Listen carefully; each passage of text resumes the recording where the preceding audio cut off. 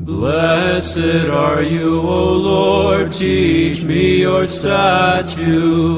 The choir of the saints has found the fountain of life and the door.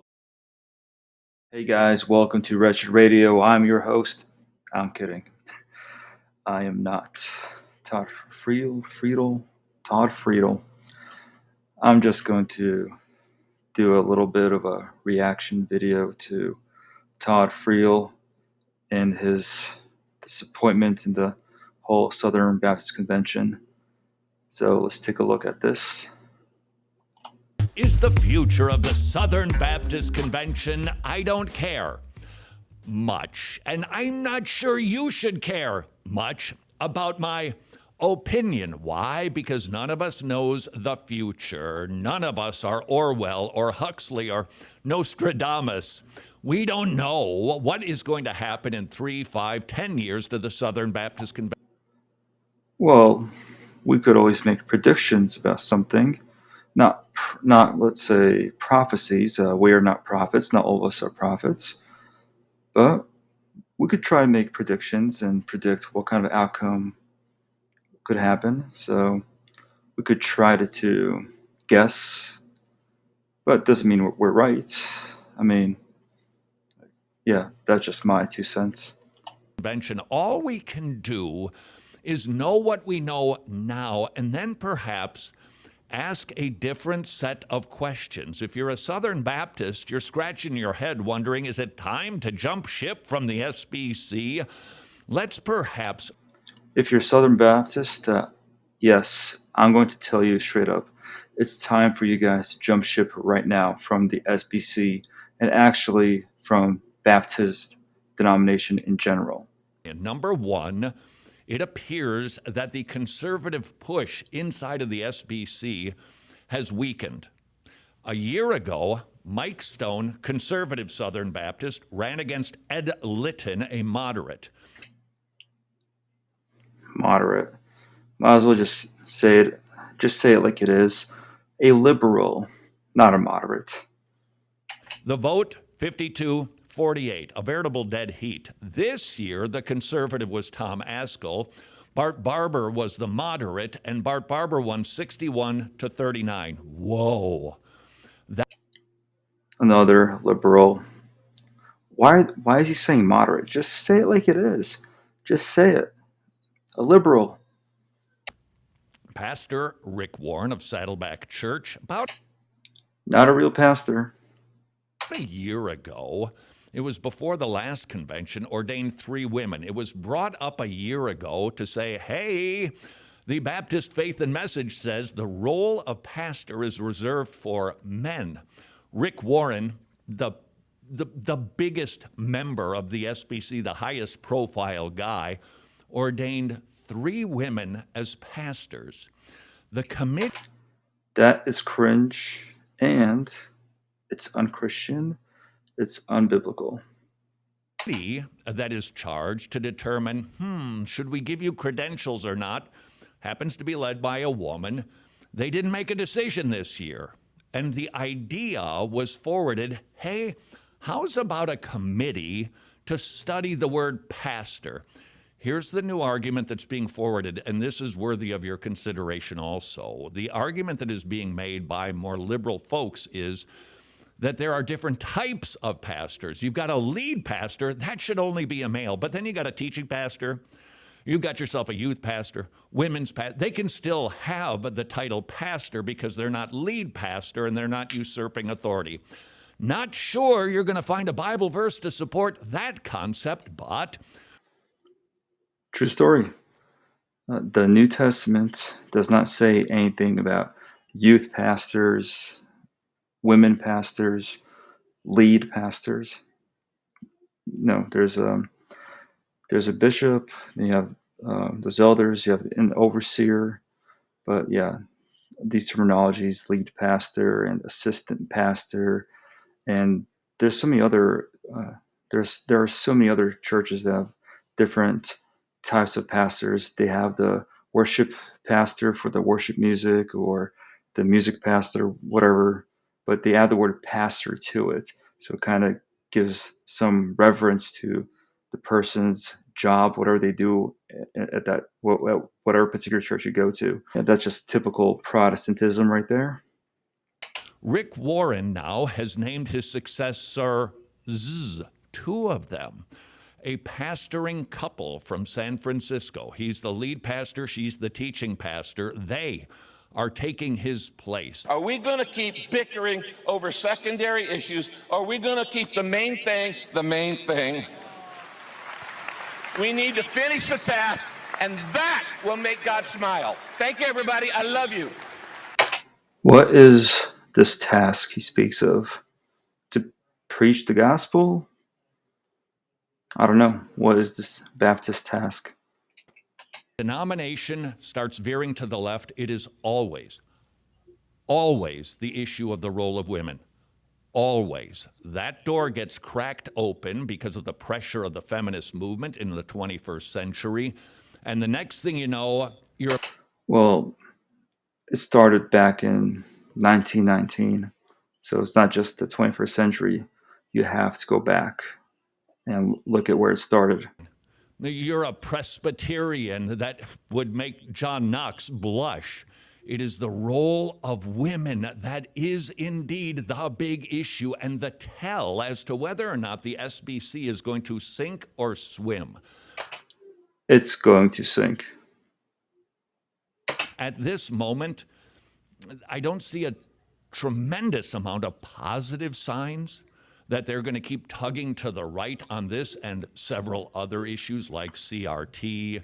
You've got the life issue. You've got financial accountability of the North American Mission Board. All of these issues are swirling, but the role of women in the church is the one that I think we should be tracking most closely because it is always the issue that leads to the demise of a formerly Orthodox denomination. It was never Orthodox. I hate it when low church Protestants use that term, and I've noticed a lot of them have been using that term lately.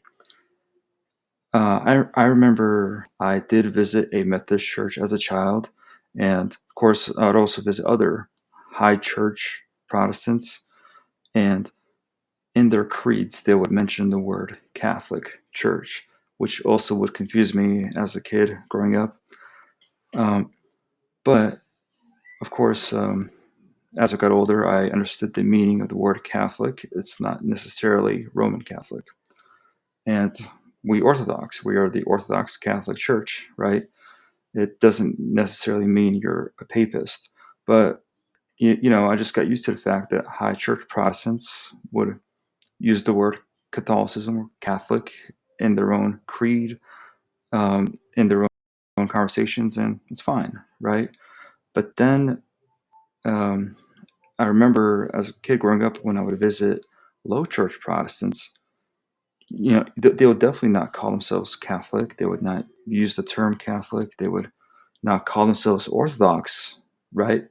And then recently, within I don't know, like a year or two, as I'm listening to low church Protestants, Jeff Durbin, James White, and Todd Friel right here, I'm thinking, why are these guys using the word orthodoxy? And obviously, they kind of know what it means, right? They know that basically it's the proper religion, it's the true doctrine, and all these multiple definitions of orthodoxy, right? It's that's the correct teaching, the proper worship, and so forth. And so, they kind of know what that means, but they are not orthodox, and they're trying to claim that their denomination means orthodoxy, or that their denomination is the Orthodox denomination. Apparently, the early church were a bunch of Protestants, and that's why I just really don't like it when low church Protestants, they don't want to use the word Catholic, but they want to use the word Orthodox or orthodoxy, and yeah, it's just cringe. Because there is one Orthodox church, and the Orthodox Church has been in existence for 2,000 years. And then these Protestants call themselves Orthodox, or they have the orthodoxy. You guys are not Orthodox. You have no orthodoxy. There's only one Orthodox Church. It's always been here for 2,000 years. Nothing has changed about it. It's been here. It's been the same in existence. One big church. And then Martin Luther showed up. John Knox showed up. And they created all these other denominations. And people like Todd Friel, Jeff Durbin, James White, they use this term orthodoxy. And it's just so cringe because they have no relation to the Orthodox Church. They're not part of the church anyway. They're just their own little denominations. They are their own separate churches. So there is no orthodoxy in them.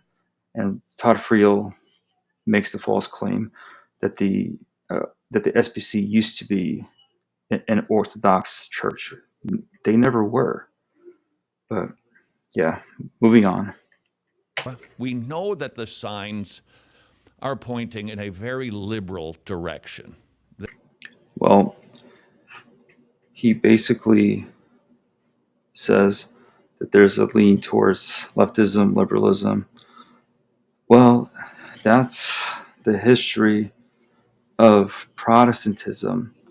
Eventually, a conservative church will eventually keep turning liberal every couple years, and you'll have one generation that was really conservative, maybe too conservative or whatever, but then 2 generations later they are light on some issues.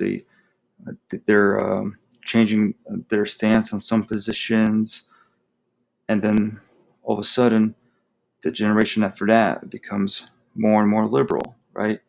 And of course you'll have like that small group of conservatives who will not like where their church is going, so they'll break away and start their own church, and they have another conservative church. Oh yeah, victory, right?